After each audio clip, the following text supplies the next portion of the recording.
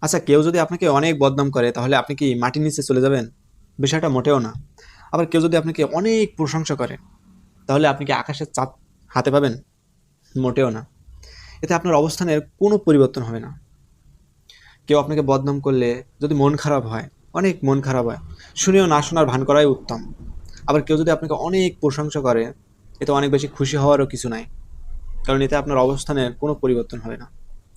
আমাদের সমাজে আমাদের আশেপাশে অনেক মানুষ আছে, আমাদের অবস্থান দেখে অনেক কথাই বলে, খারাপ কথা, মন্দ কথা, বদনাম, প্রশংসা, অনেক কিছু করে থাকে। এতে খুশি বা মন খারাপ আমাদের কিছুই করা যাবে না।